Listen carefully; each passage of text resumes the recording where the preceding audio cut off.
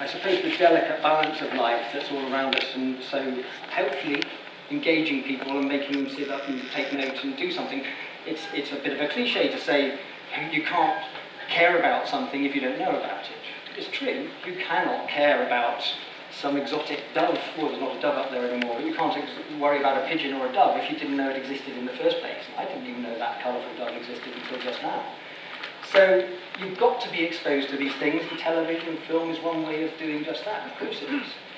I've had the great delight of being able to spend a great deal of my time alongside some of what I would call some of the world's greatest and most charismatic creatures. You know, big cats are among them, and Big Cat Diary, which ran for some years, was a delight to do, to be part of, because I am that geek, because I am that person who's passionate about wanting to engage in the wild world, and what better place than East Africa, the Masai Mara, and to sit alongside great predators. They are, he says, clicking wildly, there we go.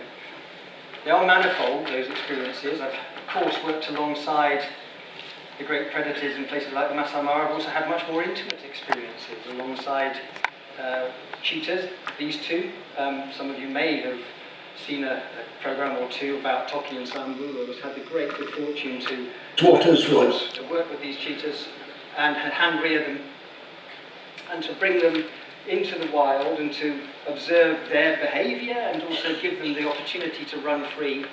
Sadly, Sambu was killed by a lion, and Toki made it through to about 9 years old before he too fell prey to a leopard. It's what happens with cheetahs, sadly. It's part of the game. But a magnificent personal experience, nonetheless, and an astonishing opportunity. I'm going to show you a clip, though, which just jumped ahead of me. A little bit of film, which I shot for a series called Planet Earth, and a while ago now, and this is a kind of cutting edge of technology at the time, because I want to talk to you about illusion, specifically. Because in the end, everything I have seen in this context has been, to a certain extent, an illusion. I'm looking through a lens. Now, I don't want to sound ungrateful. I get to see amazing things firsthand as well. I've been able to indulge that passion in so many ways. But a lot of what I've seen has been concentrating, trying to get the job done, and looking through a lens and stick it to what was historically film, and more recently into digits, whether it's been videotape or now just cards. So we'll have a little look at this next clip. Some of you may recognise it, and then I just want to reflect on that. Waters with a shark twice their size.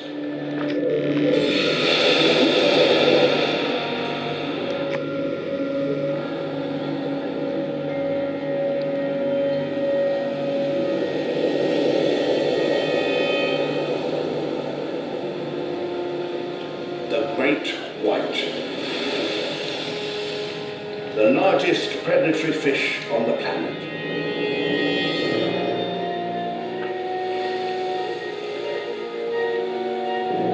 Each dawn, Cape fur seals leave their colony to go fishing. To reach the open sea, they must cross a narrow strip of water, and that is patrolled by great whites.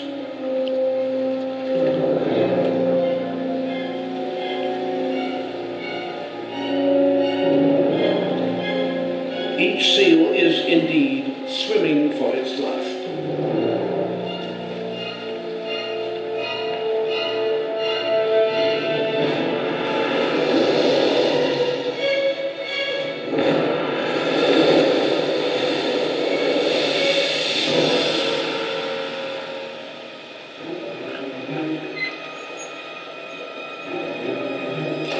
The shark relies on surprise.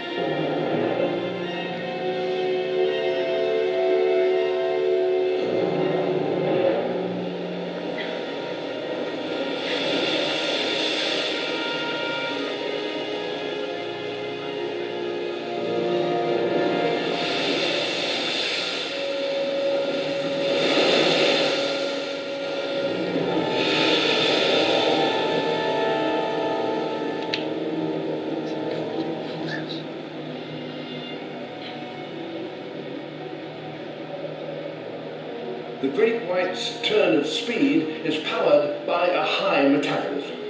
They only thrive in cold, temperate seas, for only these waters contain sufficient food necessary to fuel such a ravenous predator.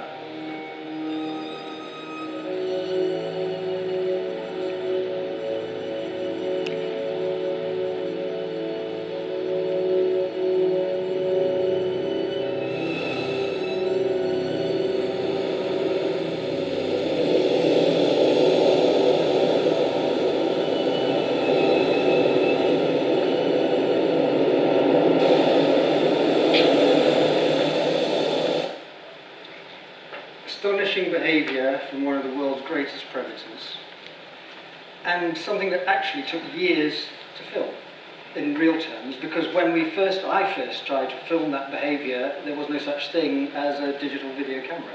Well, not really. Nothing that worked terribly well. It was film. And a film camera, I used to use an Arriflex high-speed SR for those camera geeks amongst us, takes a little while to get to speed. In fact, it takes about 1.5 seconds to reach 150 frames a second, maybe a bit less than that. When a shark jumps, it's already jumped. You press the button, doesn't matter what your reflexes are like, it's already in the air. And the best that had been achieved is a shark going back into the water. In order to see the shark as it emerged, we needed technology to catch up with our ambitions, and that was done with, at the time, something called a photon camera, which was designed specifically to film things like car crash tests in studio and controlled settings. It was there so that Rolls-Royce could get a spanner and throw it into a jet engine and see what happened when it blew up. It was not designed to go onto the back of the boat in False Bay just off Cape Town and to work in the field. It just wasn't designed for that. So we had to adapt this piece of kit with cables coming out of it, looked like the most ludicrous umbilical cord, plugged into a great big computer on the back of the deck with car batteries strewn all over the place. All of this phenomenal high tech. And one of the things that the camera did not have, which is a surprise when you think back, was an on-off switch. Because it was historically driven by a button on the computer. So we thought, I need to be the person pressing the button. But we managed to short-circuit the on-off wiring, and I had a doorbell on the handle of my camera mount. And to this day, I wish that we'd attached the doorbell to a ding-dong. I just wanted the shark to be going, ding-dong! The reason that made it work, that we were able to record those images, was because the camera had a cache. Many cameras have a cache now, so that this computer memory spinning around, great big memory, and when I pressed the button, I told the shot to remember itself in the middle. A few seconds before, a few seconds after. And as a result, as the shark comes up, I recorded the bit I didn't know was coming. That's how we managed to, and that's something that's a standard procedure nowadays. You can do it on lots of domestic video cameras. The point I'm trying to make here, though, is it's part of the illusion, isn't it? You're looking at something that takes us about a second, lasting 40 seconds, filmed at 1,000 frames a second. The screen itself, unless you happen to be wearing your specs, it's a two-dimensional screen, it's a two-dimensional image. You're being given, if you like, a taste of what's real rather than what's real. If you actually were trying to wait for a great white shark to do that, it would take you what it took us, which is over a month, going out every single day and seeing a great deal of nothing and having very good sea legs, or not. Some of the crew members did not. Colourful trip. And all of this, of course, is subject to our perception of the world around us, and we are a visual beast. That's what we are. We are, by and large, driven by what we see, by light. And I just want to look for a second or two at that narrow little band of our existence, of our perception of the world about us, what it is that comes into our eyes. Because our eye is an organ that has evolved to be sensitive to a tiny little narrow strip of radio waves. Here's a geeky bit for you. That's some of what's knocking around us all the time. You've got your gamma rays, you've got your X-rays. We know about X-rays. We can't see them, but we've made machines that can. We've got UV, again, we can't see them, but we've got machines that can. And there's that tiny wee strip that we see that tiny little bit of the radio waves we call visible light, and then poof, off it goes again into infrared again. We've got cameras that can look at it. We've got microwaves, we can cook things with them, that's cool. And then we've got the radio that we can listen to, and so on and so on and so on. But it's a tiny little narrow band, isn't it? It's exactly the same principles as a camera. That's what the eye is able to perceive light in much the same way as the camera. Of course, we can make the camera look at things we can't see. We've already talked about infrared and UV and X-rays and others, but in principle, much the same. It's an illusion. It's something that even the image on the back of our eye is upside down when it starts. That's the way it is. It's our brain that flips it back the other way, which is why, if you ever seen these fantastic experiments where you've got people wearing glasses that turn the world upside down?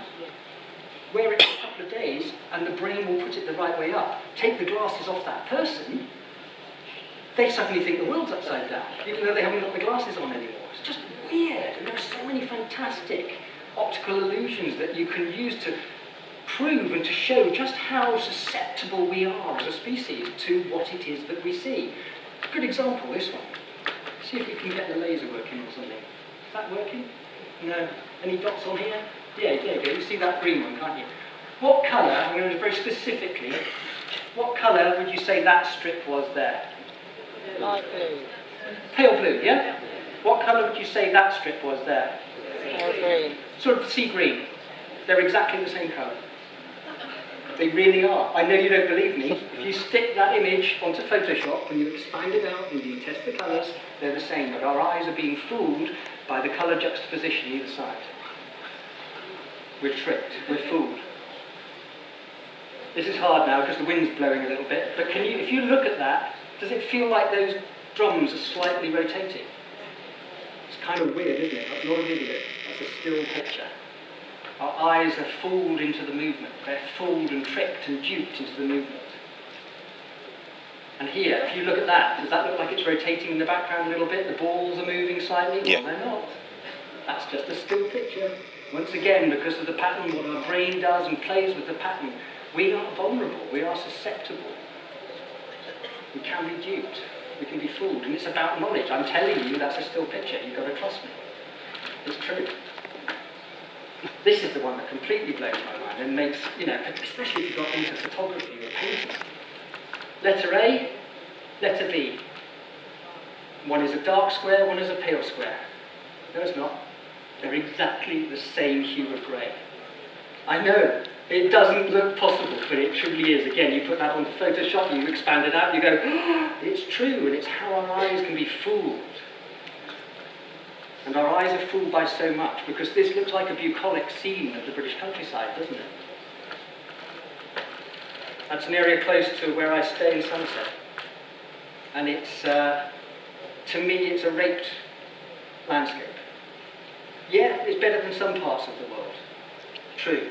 There are still some hedges, you can see some trees, a little bit of woodland knocking around in the background, but most of that acreage is ploughed to within a few centimetres of the edge of each field.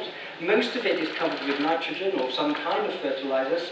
A lot of it has got pesticide thrown over the top of it. You're looking at a denuded landscape. And as we so often go through our British countryside, and I hear this so often, without any sense of judgment from people who do not live in rural areas, who come out to the British, oh, isn't it lovely, isn't it green, isn't it beautiful? And I say, no, it's not. It's being massively abused and raped and used in a way that is unsustainable. It's about the illusion, and we are so easily fooled into thinking things might be okay until we are shown the truth. And the truth is, and this is, I'll start by saying I don't have an agenda here other than trying to survive and have everyone survive and have our children survive. That's my agenda. And by everyone, I include other living things in this, not just human beings. I'd like us to survive, please. And I'll say I am not a vegan because I am not a vegan. I call myself a conscientious omnivore at the moment. We'll see where that goes. Because the more I look around at what I consume, the harder it is for me to argue for things that are breaking the natural support system upon which life, including our own, depends. I'm going to show you, sorry about that.